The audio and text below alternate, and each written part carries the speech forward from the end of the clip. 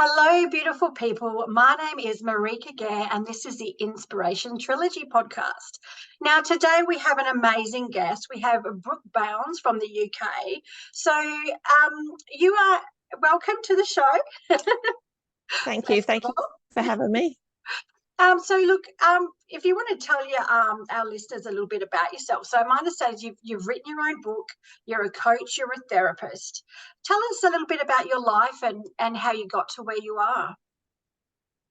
Okay, yeah. I'm a coach and therapist now and a number one best-selling author. But my life didn't always start off that that wonderful. I was actually born quite traumatically. I was actually born with a cord wrapped around my neck, which Oh, caused medical issues.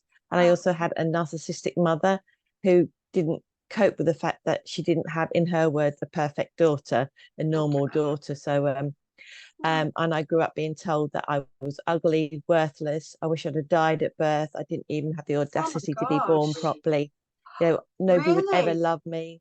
Yeah. And so I had all of that sort of thing. And especially with my medical issues, she said, do not ever tell anybody about your medical issues because if you do, they will run a mile the other way. Nobody will ever love you or ever like you. Keep Oh that my very, very gosh. quiet.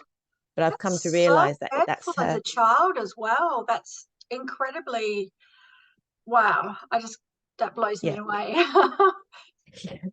Yeah. So I, Yeah. I kept really quiet about that. And I realized that it was her issues about her wanting to be a good enough parent and portray this perfect image of our perfect family. And obviously I didn't fit into that bill because I wasn't in her eyes normal or perfect. So yeah, she just constantly, anything happened in life, I was the one that got the brunt of it because she wasn't a very happy person.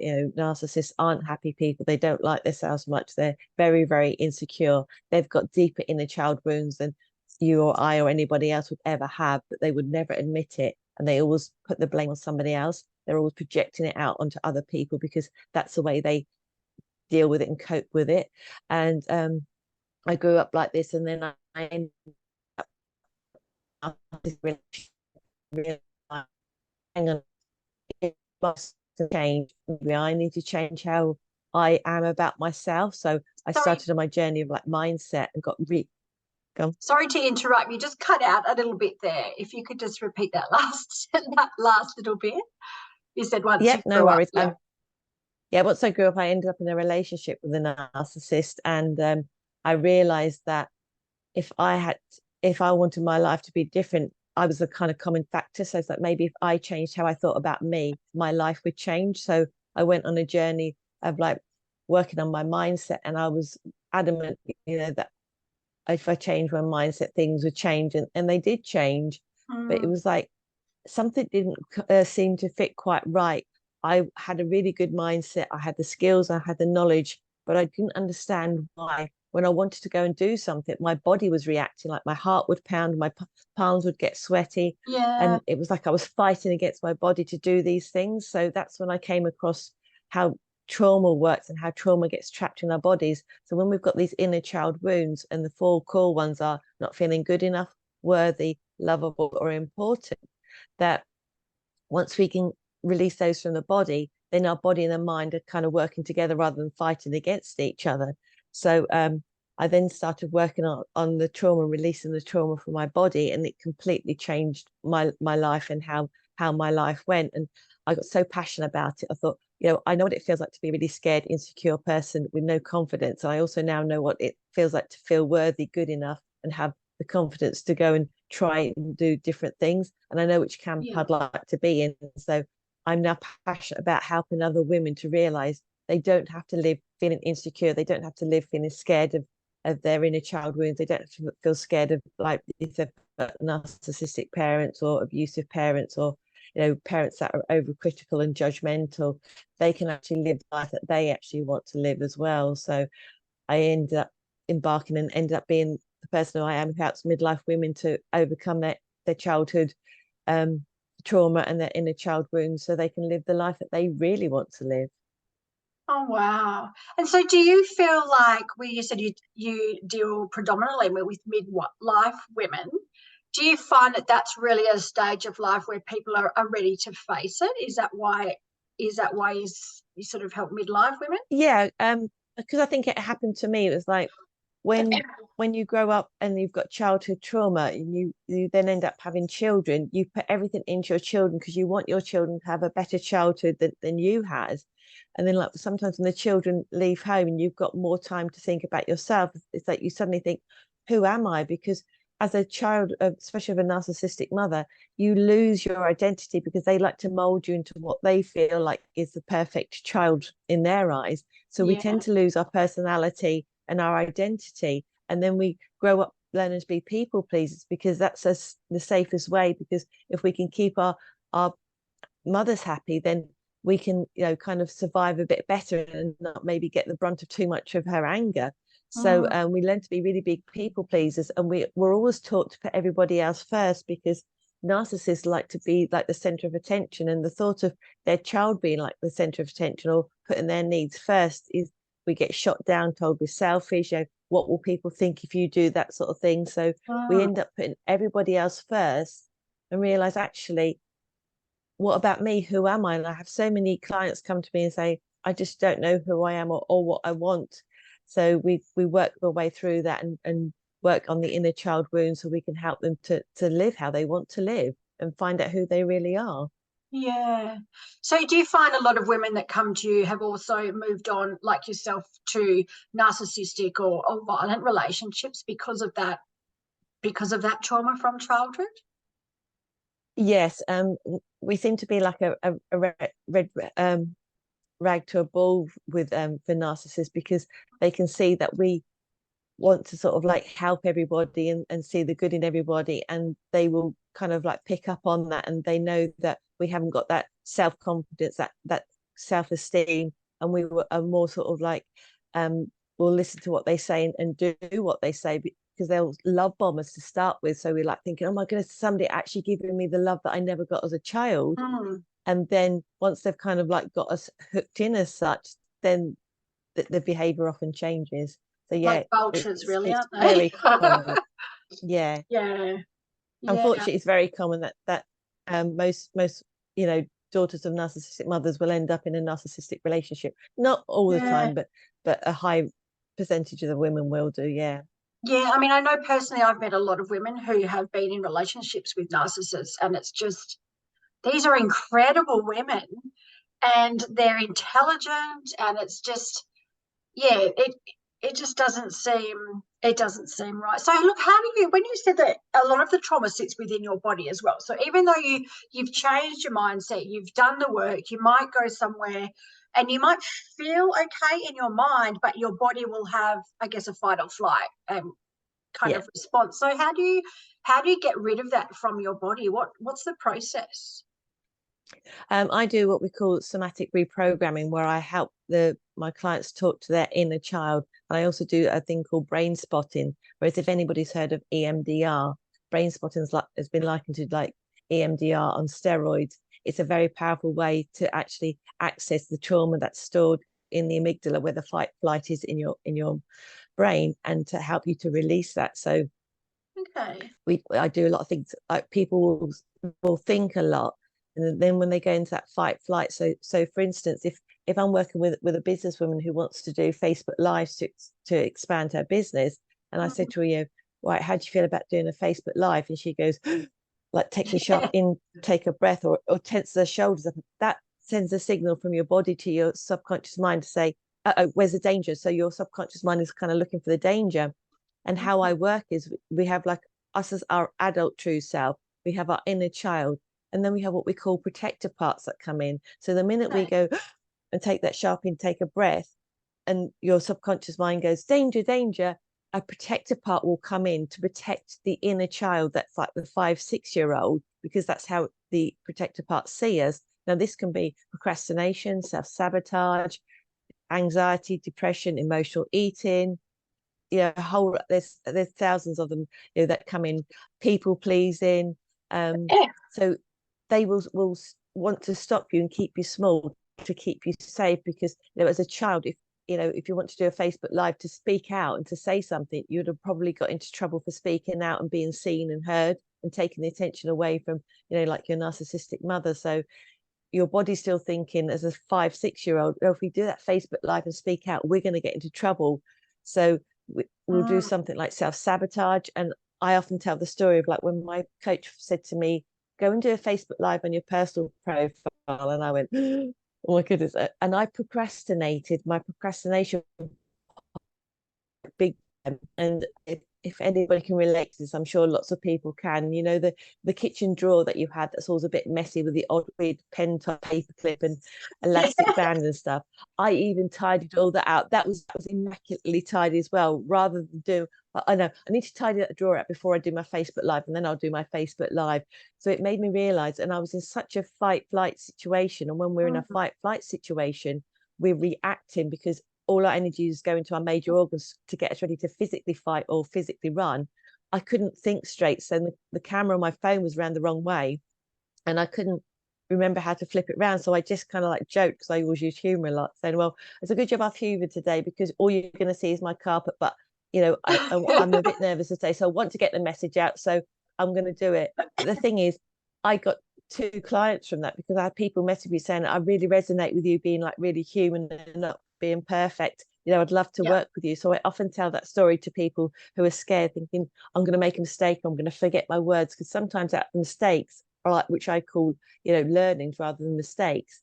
We either learn or succeed. I learned something from that, and I've told that story for years because that was when Facebook Lives first started coming out. And it's helped my clients to really, and I said to my clients, can you get your picture, you know, your face on the camera? Like, yeah, of course I can. Like, well, then you're a step ahead of me already. And so, you know, and they're like, well, you could do Facebook Lives really well. I'm like, yes, because I've been doing them for years now, but I started somewhere. So it's realizing it's okay to make those mistakes. But as children, we grow up not being allowed to make mistakes, not being allowed to do things wrong. So we've got that trauma stored in our body. So I work with my clients to talk with their inner child and help them to get their inner child to feel worthy, important, lovable, and good enough, so they can, as an adult, go on and do the things they want to do. You know, a lot of people talk about feel the fear and do it anyway, whereas I'm more feel the fear, notice what that fear is coming up, where it's coming from, process it, and then go on and enjoy doing the things that you want to do, rather than do it with a fear state in your body. Yeah.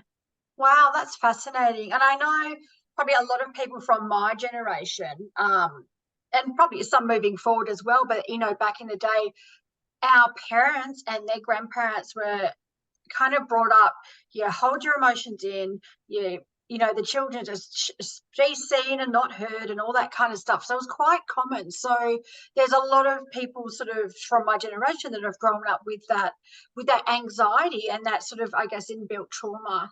So it's very interesting you say that. And I know myself, I never had a lot of anxiety growing up, but I had a car accident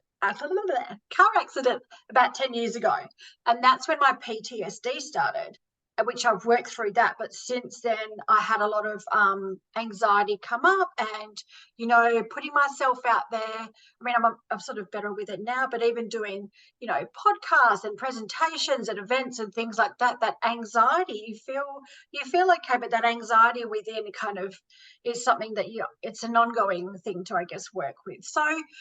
So with what you do, so I know that you do some sort of you do like a boot camp, and you do obviously the initial session. So is it something that people need to sort of, I guess, do maintenance, I guess, and continue? What would be your suggestion for moving forward with this stuff?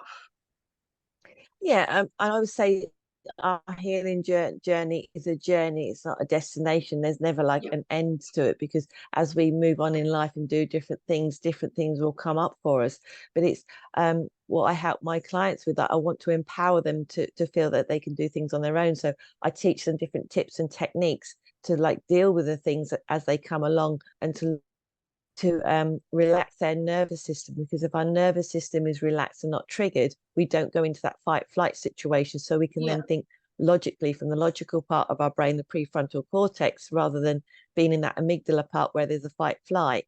So they get very good at being aware of their bodies and what happens to their bodies. Now, like me, for instance, 10 years ago, if something happened, it would have probably knocked me off my feet for a couple of weeks. But now if the same thing happened, it will be like a couple of seconds. I'm like, okay, that part's come up. Why does that part come up? All right, okay. And then I process it, and it's done a lot quicker. So it's understanding that, the awareness in your body, and everybody's really, really different, because people get triggered by different things. For example, if you had parents that were scared of spiders, you may grow up scared of spiders, but another person wouldn't be. So if you say spider to one person, they'd go, oh my goodness, and the other person, oh well, yeah, it's just a little creature, no problem. So it's understanding yourself, and it's very, very individual. And my sessions are very bespoke, because it's to the individual, what they need to work on, and how they want to work on it. And they have tools and techniques that they learn along the way that they can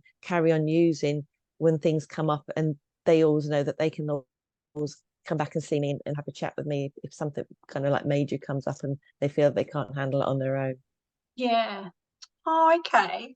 Look, I think what you're doing is so incredible, and there's so many women out there specifically, because that's where my platform's based, that could really benefit from this. So, and look, I understand that you're also a #1 best-selling author. So is that your book in the background there?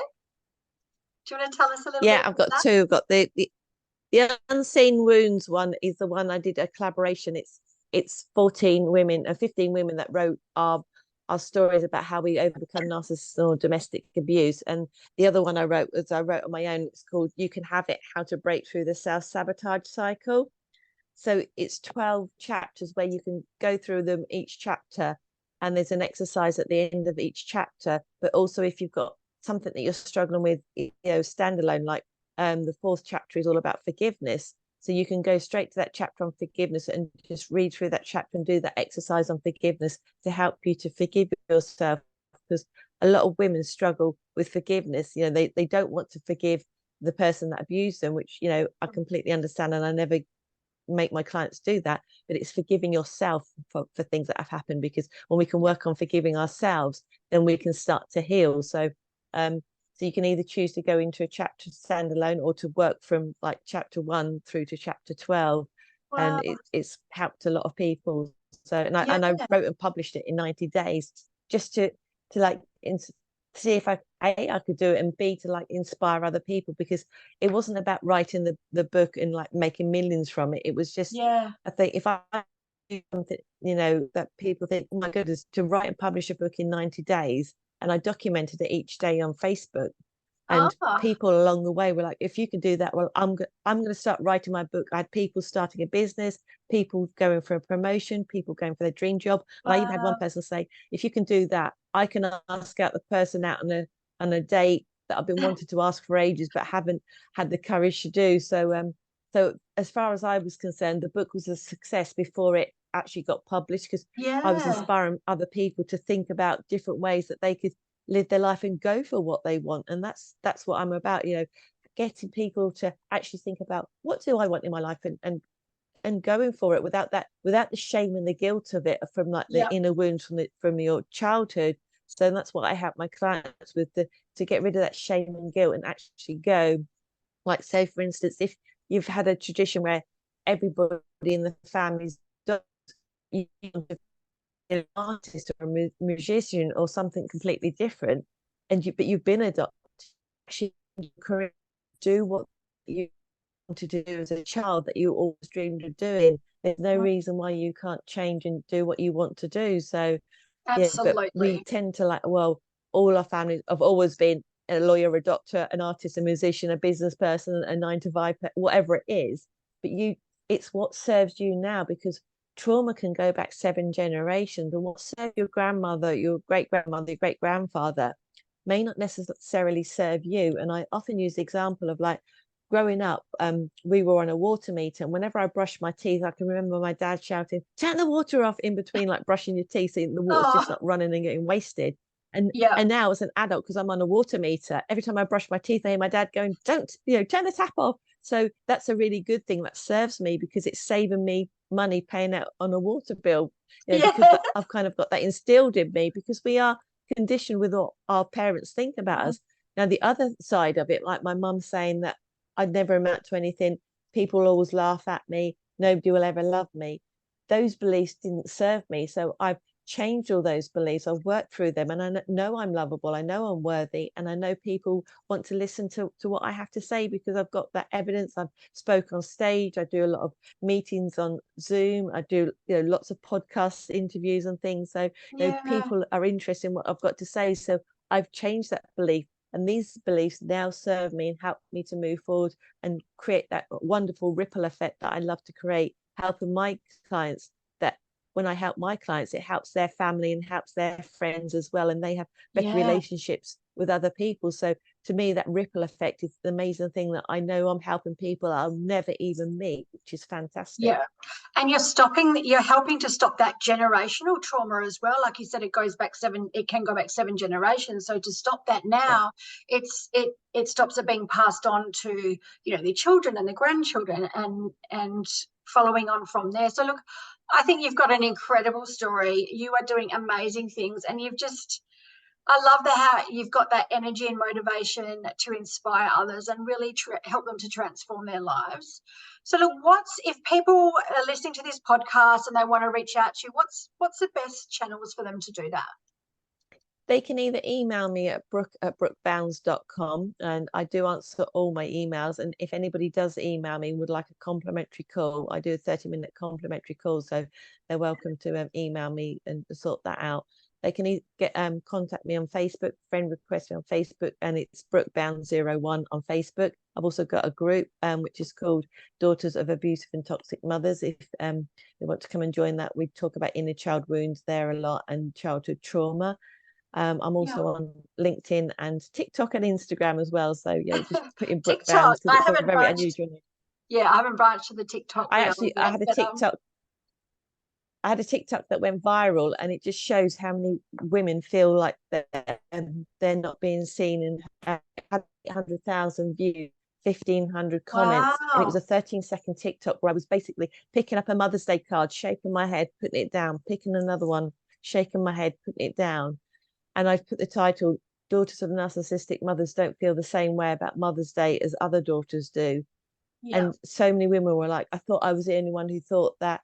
Finally somebody said it. So I'm very, very proactive about being the voice for women until they find their voice, because I'm all Yeah. about empowering women to Yeah. have their own voice. But until they It's can feel that they can step into their own power, I'm happy to be their voice. And I'm very, very oh, vocal about it, because yeah. society's like, well, she's your mother, she gave birth to you, you need to respect her, They regardless don't. of what Yeah. it can't have been, she didn't mean it that way, it can't have been that bad. But if we had any other abuser, nobody would say go back to that abuser and put up with it, because that's who they are.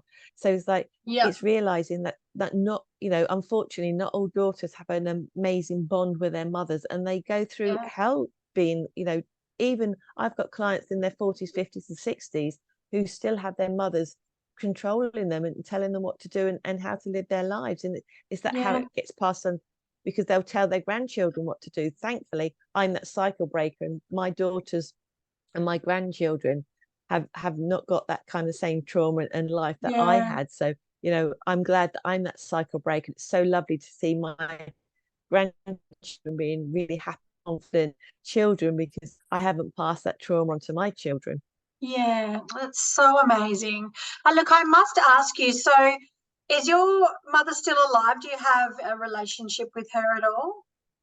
No, she is alive. No, it's interesting, because about 10 years ago, when I really started my healing journey with the trauma, and when I started to respond to her instead of react to her, she didn't like it, she couldn't handle it. So she she didn't get what we call her supply, because Mm, narcissists are like drug addicts or alcoholics. They need somebody to get their supply from. But because she couldn't get me to react the way she wanted to, I was no longer serving her as a supply, so she discarded me and found somebody else to kind of replace me as such. So yeah, yeah, and that was it's about hard 10 because years ago. yeah, I mean, that must be so challenging. And I know it's hard for women out there experiencing this, because you can put the boundaries in place, but they may not always stay there. So it's a very personal choice on how you sort of, I guess, navigate through that with your own mother. But look, today has been such an interesting chat, and I'm really hoping that the listeners out there get a lot from it, which I think they will. And look, they can reach out to you and perhaps buy your book as well. I think that would be the You Can Do It one. Was it You Can Do It? You Can Have Yeah, It. yeah. You can have it, How to Break Through the Self-Sabotage Cycle, and it's on Amazon. So whichever country you're in, Yep. just if you type in my name, or it will come up, so you can get it from there. Yeah, Yeah, and going through that steps, and you said there's exercises at the end of each chapter. I think that would be yeah, really transformative, and be really helpful for those out there that need that healing. So, look, yeah, thank you once again for being my guest today. Yeah, I'm looking forward to seeing where you're going next. And yeah. yeah, for all the listeners out there, please reach out to Brooke if you have anything that you want to discuss or you want to purchase her book. And yeah, we'll have some more episodes up soon. Thank you. Okay. Just to let you know real quick, I'm doing a free boot camp in the end of September. It's all about the inner child wound. So I'll send you the link so it can go in the show notes if anybody wants to join, sign up for that. It's completely free. It's a 3-day boot camp about So is that heal your inner sort of, because child, I know heal that you're you. based in the UK, so is that something that's going to be like a Yeah, virtual recording that we could use in Australia as well? yeah, yeah. It'll be online, so you can watch the replay. So yeah, anybody all over the world can watch it any time. So yeah, and they can join, and Fabulous. there'll be a private Facebook group where they can all like join in and share whatever they need to share, and the homework that I set each day they can put in whenever they're awake, depend on the time zone. Oh, look, that sounds amazing, and I'm loving that support there. So, look, all the listeners, reach out if you want to do that boot camp. And yes, we'll be up again soon. So, thanks again, Brooke. Thank you for having me. Bye.